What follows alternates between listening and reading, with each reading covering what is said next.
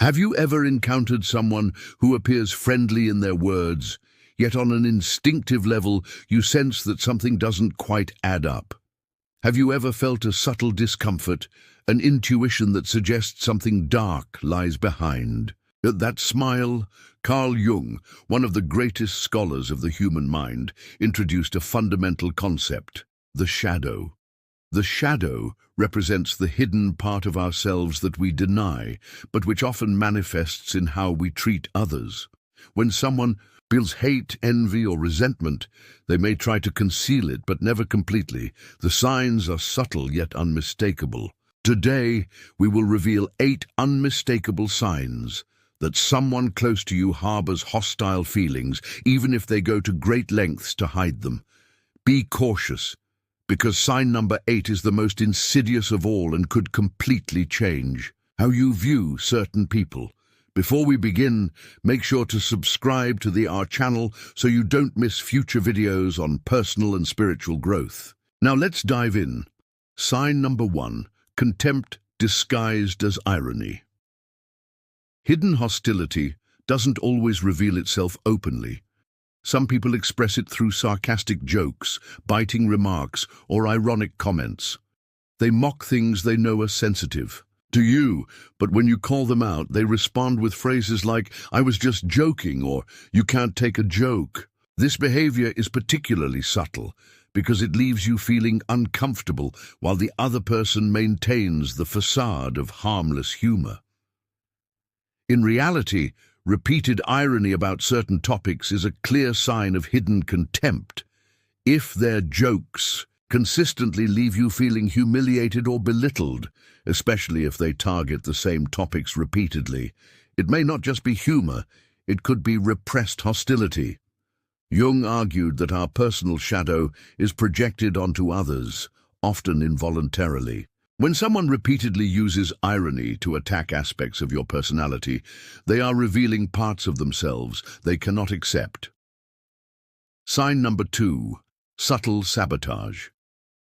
If someone close to you feels threatened by your success or growth, they may try to sabotage you in subtle ways. Sabotage isn't always obvious or direct. Sometimes it manifests as misleading advice, miscommunications, or small mistakes that, when combined, hinder your progress. A friend or family member who forgets to share important information, leaves out key details, or inadvertently complicates things for you may not be as absent-minded as they seem. If these incidents occur repeatedly, especially at crucial moments, it's time to question whether they are truly coincidental. Jung explained that when someone lacks the courage to face their own failures, they may unconsciously project their frustration onto others, hindering them to avoid feeling inferior. Sign number 3, silent competition. Some people can't accept your success without feeling the need to outdo you. Every victory you achieve is met with their attempt to shift the focus onto themselves or downplay your accomplishment. If you share good news, instead of congratulating you, they respond with something about themselves. If you mention your success, they quickly counter with a similar or even greater achievement. This unspoken competition often stems from deep insecurities.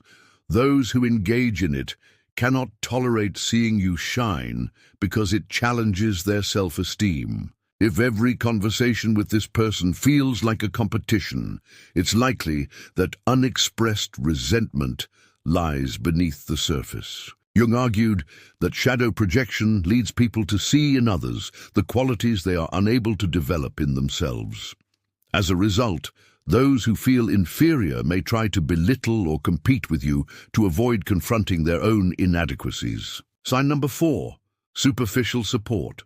Those who secretly harbor negative feelings toward you may mask them with superficial kindness. When you need help, they minimize your problems or make excuses for not being there. When you achieve success, their enthusiasm feels forced or non-existent. This attitude becomes especially evident during key moments in your life. If someone is consistently unavailable during important times or reacts indifferently to your achievements, they may not genuinely care for you. The lack of true support isn't always easy to recognize, but it becomes apparent over time. Jung spoke of ego dissociation as a mechanism that causes some people to emotionally disconnect from others, resulting in coldness and an inability to offer genuine support. Sign number 5, control disguised as caring. Some people try to dominate your life under the guise of caring for you.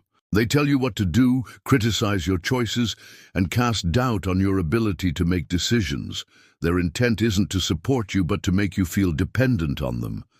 This form of control can be difficult to recognize because it's often disguised as loving advice or concern.